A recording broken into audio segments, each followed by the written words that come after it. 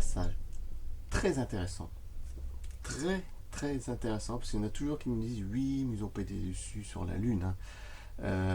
L'alunissage d'Apollo 11 sur la Lune, ils n'ont pas été dessus parce que voilà, ou ils n'ont pas la capacité nécessaire technologique pour aller dessus.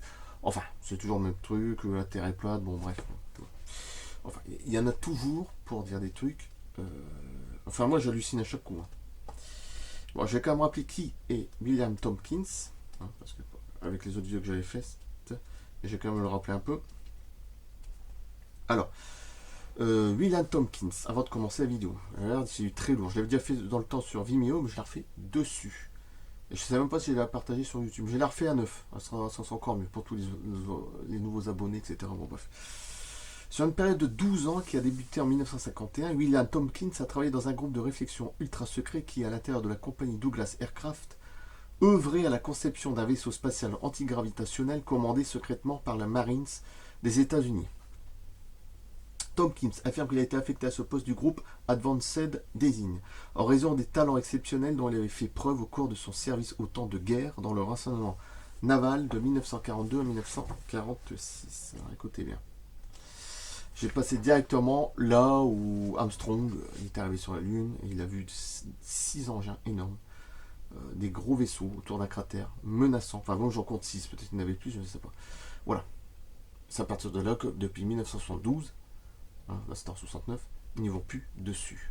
Et c'est pour ça que sur OVNI Québec Astronomie de Bruce, on retrouve toujours des trucs bizarres, des structures, des ovnis qui se baladent. Enfin bref, c'est pas une coïncidence. Hein. Bon. Là, c'est du très lourd. Très lourd.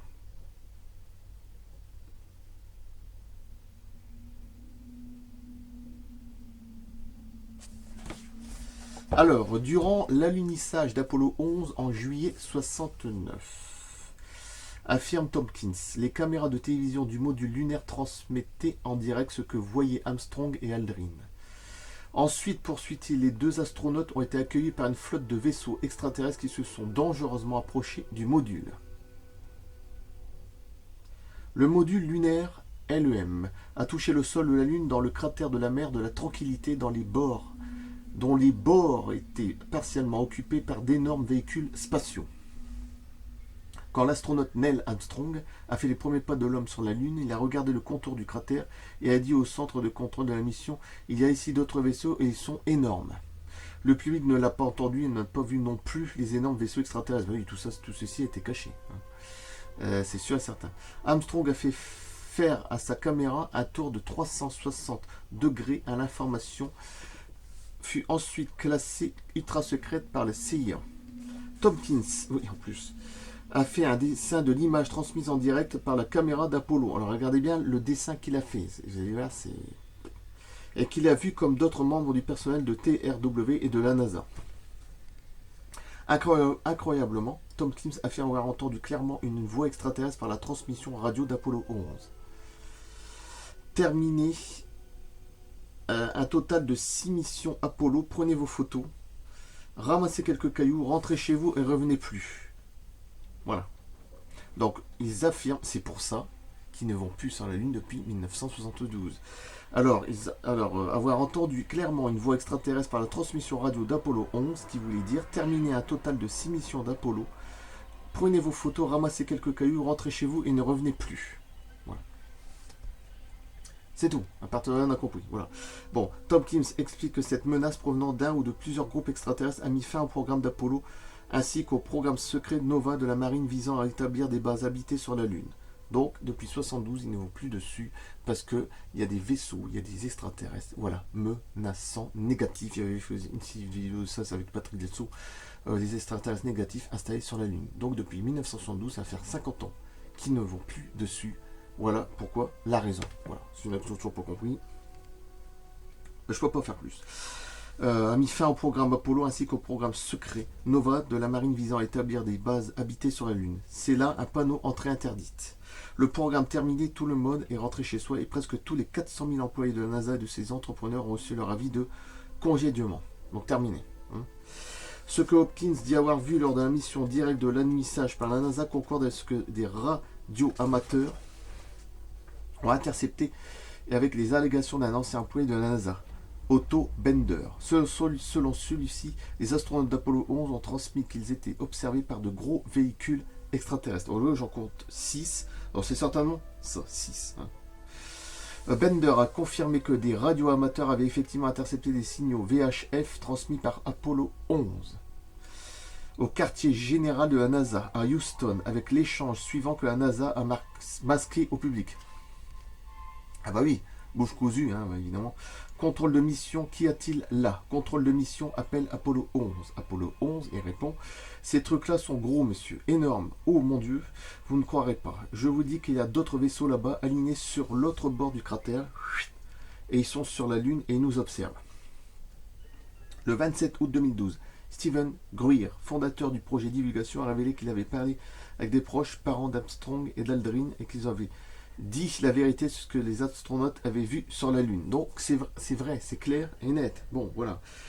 Les vaisseaux spatiaux aperçus par Tom Kim sur les images transmises en direct par la NASA lors de l'alunissage d'Apollo 11. Après, je finirai. Voilà. C'est clair et net. Je ne sais pas ce qu'il faut de plus pour certains pour encore trouver des trucs. La Terre est plate. Nous n'ont jamais été sur la Lune. Bon, bref, blablabla. Blabla. Voilà. Parce qu'ils ne sont pas la bienvenue, il y a beaucoup d'extraterrestres dessus, de base. De toute façon, si vous voulez voir Bruce de OVNI Québec Astronomie, ça correspond exactement.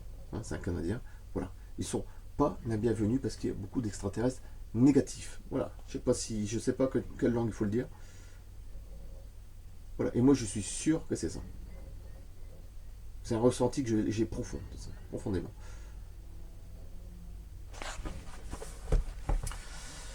Des amis et des membres de la famille immédiate de Neil Armstrong et de Buzz Aldrin m'ont dit séparément qu'il y avait effectivement plusieurs gros ovnis autour du cratère et du module lunaire avait atterri et qu'Armstrong et Aldrin les avaient vus. J'ai aussi parlé à des militaires qui ont vu les images de cet événement, mais ceux-ci n'ont jamais été rendus publics. Ah oui, par peur de... Bon bref. Le témoignage de Greer est important car il corrobore l'affirmation de Tom Kim selon laquelle ce qu'Armstrong et Aldrin voyaient était transmis en direct.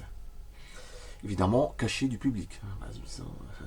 Pourquoi alors la NASA a-t-elle mis fin aux missions Apollo si des visiteurs extraterrestres observaient la Terre? Selon Armstrong, la réponse est la suivante, telle qu'elle fut reliée par un professeur anonyme lors d'un symposium de la NASA. Écoutez bien, le professeur, qu'est-ce qui s'est réellement passé là-bas avec Apollo 11? Armstrong répond, c'est incroyable. Évidemment, nous avons toujours su que c'était une possibilité. En fait, nous avons été avertis. Il n'est plus question d'établir une station spatiale ou une ville lunaire. C'est clair et net. Bon, voilà, c'est tout. Quoi, ben. Le professeur lui avertit, que voulez-vous dire? Armstrong il répond, je ne peux pas rentrer dans les détails, mais je peux dire que les vaisseaux étaient de loin supérieurs aux nôtres. Tu m'étonnes. Autant par leur taille que par leur technologie. Tu m'étonnes toujours. Bon sang, ils étaient gros. Et menaçants, en plus. Hein, c'est bien dit. Menaçants. Bon. Non, il n'était plus question de station spatiale. Donc, c'est pour ça qu'ils ont pu. Hein. Tu peux mettre même 10 milliards, ils n'y iront jamais. de dollars, ce que tu veux, bon, bref. Le professeur, mais la NASA n'a-t-elle pas eu d'autres missions après Apollo 11? Naturellement, à l'époque, la NASA s'était engagée et elle ne pouvait risquer de créer la panique sur la Terre, mais ce furent des missions très brèves. Donc celle d'après, après 72, après terminé. Ce professeur anonyme fut cité pour la première fois par Timothy Good dans son livre innovateur Above Top Secret et corrobore des dires de Tompkins selon lesquels la NASA fut prévenue verbalement de ne plus aller sur la Lune et qu'il existait un projet pour construire une ville lunaire. En plus, cette ville devait être en réalité une base navale appartenant au programme Nova. En plus, hein, donc il faut demander. Les occupants des énormes vaisseaux extraterrestres qui ont intimidé la mission Apollo 11 ne voulaient pas que la marine des États-Unis établisse une tête de pont pour créer des bases militaires sur la Lune. Le programme Nova a donc pris fin brusquement en juillet 1969, empêchant la marine de réaliser son projet de placer 10 000 personnes sur la Lune au cours des années 70 au moyen des fusées Nova. Ça vous étonne qu'après sur Mars il y ait des constructions? Même bien avant, hein, sans compter les extraterrestres, tout ça, bon bref. Bon. Il fallut ensuite à la marine plus d'une décennie avant de terminer la construction des premiers véhicules antigravitationnels de son programme spatial secret. Il y est parvenu grâce à l'aide secrète des extraterrestres nordiques. Malgré les efforts de sabotage accomplis par les reptiliens infiltrés dans le complexe militaire ou industriel, sur Autoclims et d'autres dénonciateurs, les premiers groupes de combats spatiaux de la marine ont été déployés au début des années 80 sous l'administration Reagan. Hein, d'ailleurs, il nous fait un discours à un moment, ça parlait de un peu ça. Enfin, d'une visite ailleurs, établissant ainsi pour la première fois une présence de la marine américaine dans l'espace profond. C'est durant cette période que Tompkins s'est retiré de l'industrie aérospatiale à la fin des années 80. Il a entrepris une nouvelle mission, celle de préparer secrètement les membres de la marine et leurs enfants à un avenir où la connaissance des programmes spatiaux secrets et le contact ouvert avec la vie extraterrestre seraient largement répandus. Voilà. En plus, il y avait déjà la question, la réponse. Déjà en 69, pour les extraterrestres, déjà ils étaient déjà au courant que ça existait. Hein, parce qu'après, en 47, on dit ouais, c'est vrai. Et là, c'était sûr et certain. Donc, voilà. Il n'y a plus de problème. Hein. On le sait. Voilà. Je vous fais avoir un petit peu l'image, je vous fais la photo.